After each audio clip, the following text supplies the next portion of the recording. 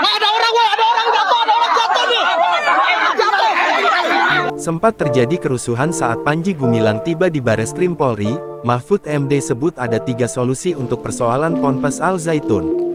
Pimpinan Pondok Pesantren Ponpes Al Zaitun, Panji Gumilang diperiksa Bareskrim Polri terkait kasus dugaan penistaan agama, Senin, tanggal 3 Juli tahun 2023.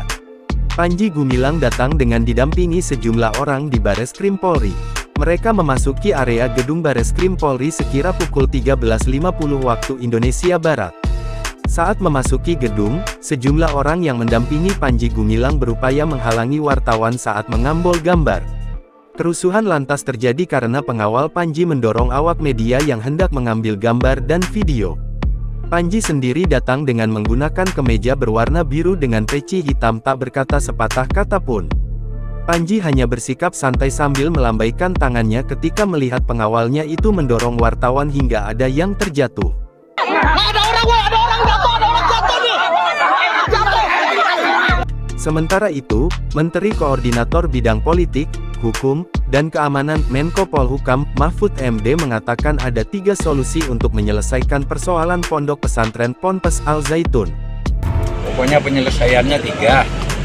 1. Masalah hukum akan diselesaikan oleh Polri. Masalah administrasi pendidikannya akan dibina dan dipantau terus. Pertama, untuk persoalan hukum akan diselesaikan oleh Polri. Kedua, untuk masalah administrasi pendidikan akan terus dilakukan pembinaan dan pemantauan. Kemudian masalah keamanan, karena ada masalah sosial, ada masalah politis sedikit-sedikit yang diselesaikan oleh Gubernur Pak Ridwan Kamil sama aparat vertikal. Sebagaimana diketahui, Ponpes Al Zaitun sedang menjadi sorotan publik lantaran penuh kontroversi.